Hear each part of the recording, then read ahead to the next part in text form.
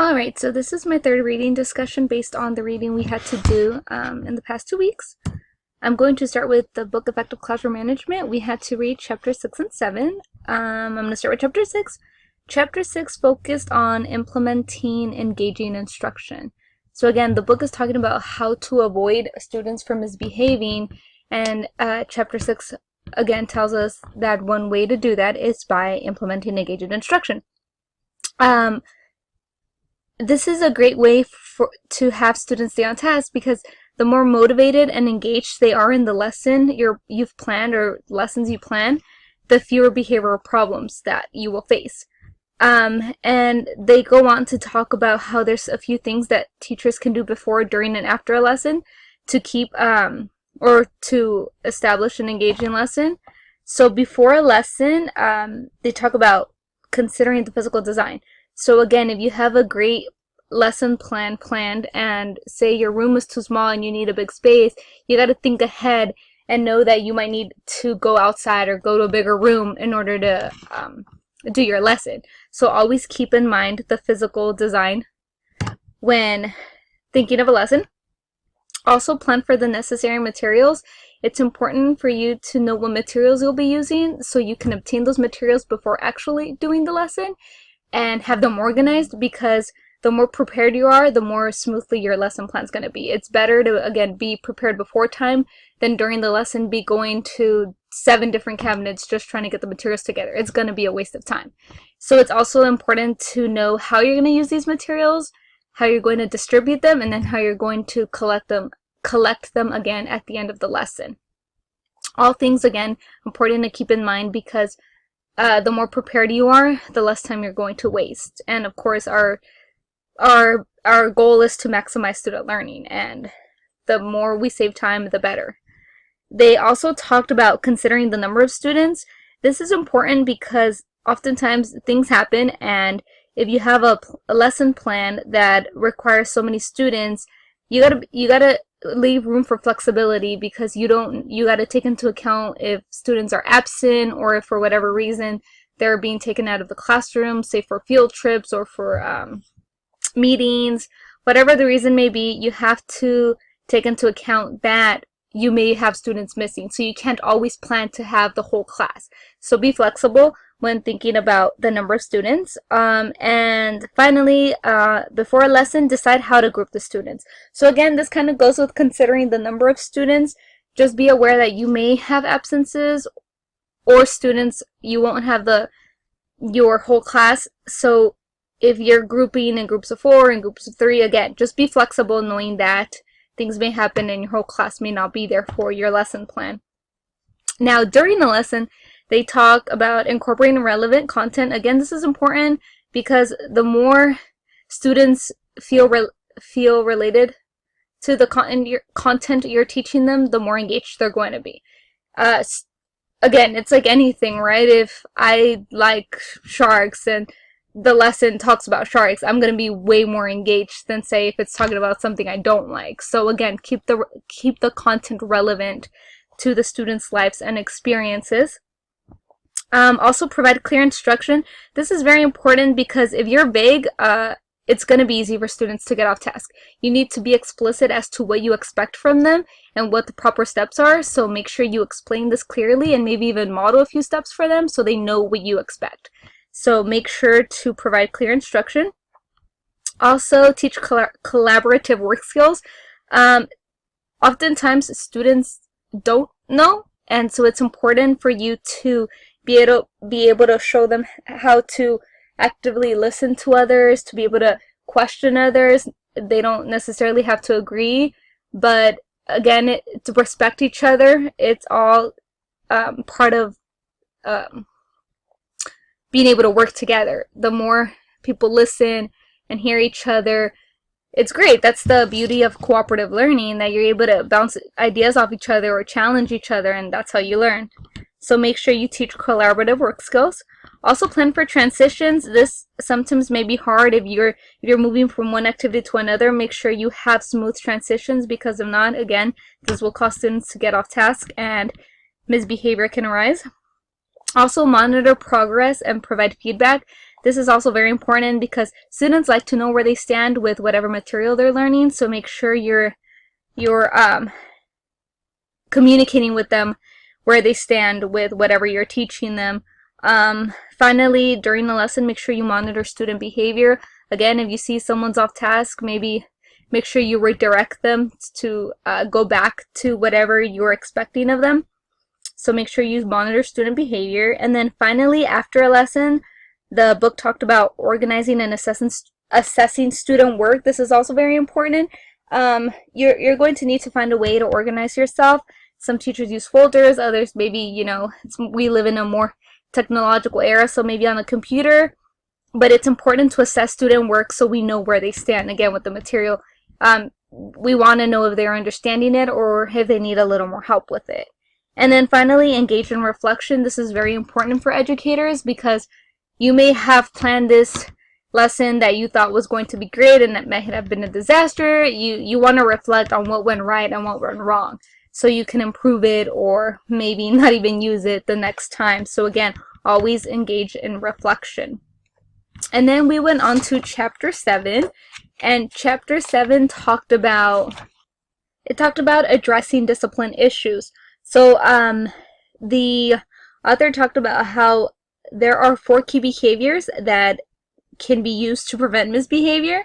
One of them was withedness. I hope I'm pronouncing that correctly. The second one was overlapping, and then signal continuity and momentum. So I'm going to start with withedness.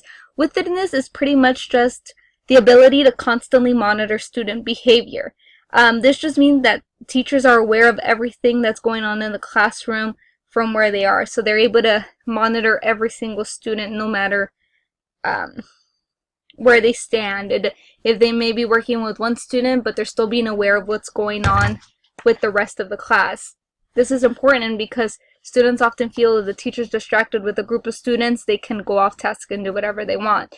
A teacher with withedness is able to be aware of that, and if he or she sees students off tasks, can redirect them again to get back on task.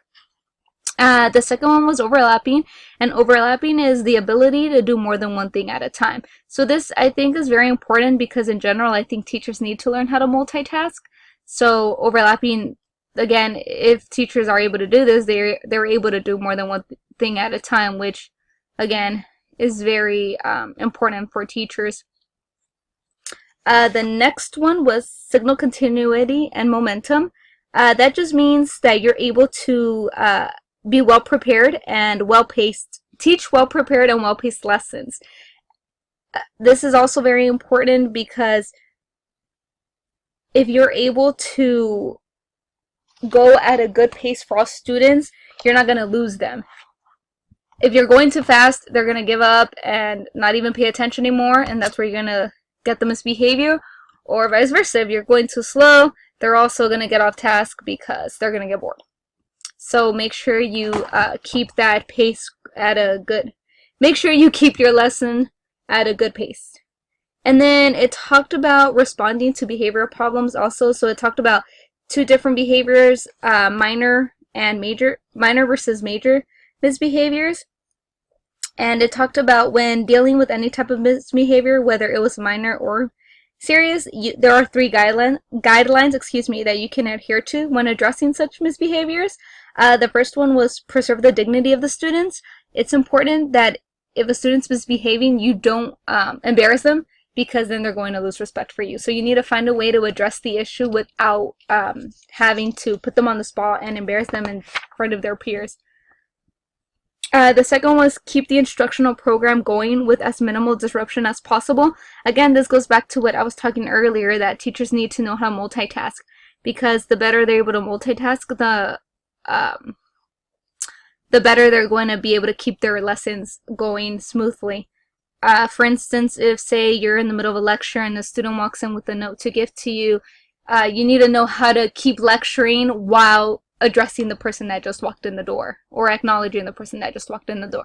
Because if you stop mid-lesson to go and talk to the student, you're going to lose your other students and they're going to get off task. And again, misbehavior will arise. And then finally, use culturally consistent language. It's important, again, we work with a diverse group of students, and different cultures have different ways of giving instructions and of giving instructions and directions. So make sure you're aware of that. And then it talked about how you can respond to minor misbehaviors. When they're minor, you can do nonverbal cues, because if they're minor, I mean, you don't need to necessarily point them out. So you can do things such as giving them a look, making them sure you know that they're doing something, hand signals, you can confiscate the items. And then if you want to do more verbal interventions, you can praise the good behavior of other students, you can do a private reminder, you can give them a warning of a consequence. And then also, obviously, then if the minor misbehavior becomes a major misbehavior, an effective way to deal with more serious misbehavior is to use logical consequences, which are related, reasonable, and respectful. You can also consider developing a hierarchy of consequences to help deal with more serious misbehavior. And then also you can maybe do a contract, a tracking system, or a positive reinforcement. All these work to prevent or to deal with that major misbehavior. So again, chapter 7 just talked about addressing discipline issues. And then we went on to what should I do? And what should I do? We only had to read chapter 5, and what this was pretty much was dealing with the fact of how do we assess student learning. Now, this dilemma can be very difficult for teachers, especially those that work in lower income schools where there's other factors that come into play, such as language proficiency and adequate resources. We were able to read many different dilemmas, such as one where she talked about how she had a student from Romania, I believe, and he was new to the country, so he didn't know any English, yet he had to take a standardized test. So even though he was progressing in the way she was teaching him, she had to take him out of that and teach him how to test, because regardless, he had to take that test. So how are we properly assessing his understanding by making him take a test in a language he is not even proficient in? So it goes on to just say that standardized tests only serve to label students as below basic or far below basic. They're not giving students a chance. We work with a diverse group of students, and unfortunately, they're all expected to take the same standardized tests, no matter if they go to a wealthy school where they're given all these adequate resources, or a lower income school where they don't have adequate resources and they have other factors that come into play. Poverty, immigration, violence, all these factors take in, which again goes back to the dilemma of how should I assess my students, especially, again, teachers who work in lower income schools, when they have so many factors. Say a student who does great, goes to school and does everything, but isn't able to take the tests or pass the tests, yet they're doing great in their schoolwork and their homework and they're turning everything on time. Like, how do you choose to grade them in that? And so that's what pretty much chapter 5 talked about. Again, assessing student learning. How do we assess student learning? What's the proper way to assess student learning? Again, especially in today where I know, like, I'm not a fan of tests, and so I would like to find other ways to assess my students' understanding of material I'm teaching them, such as projects, but again, I'd have to figure out a rubric. So it just, again, how do we assess student learning? And that, I think, is still going to be a challenge for many teachers to come. And then finally, teaching the taboo, we had to read chapters 5, 6, and 7. Chapter 5 pretty much just talked about us having to listen to our students. A lot of the time, we don't listen to our students. Instead, we shut them down, and we shouldn't be doing that. We should be listening to what they say, because again, we work with a diverse group of students. They all come from different backgrounds, different personalities. They have a lot of important stuff to say, and if we shut them down, we're gonna not make them want to express themselves, and that's the last thing we should be doing.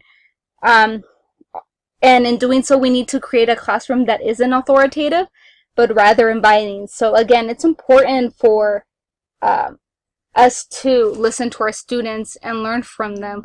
We should learn that it's not only anymore, I'm the teacher, what I say is correct, you're the student, you take in everything I say, you don't question me. No, it should not be like that. Students should have a voice and be heard.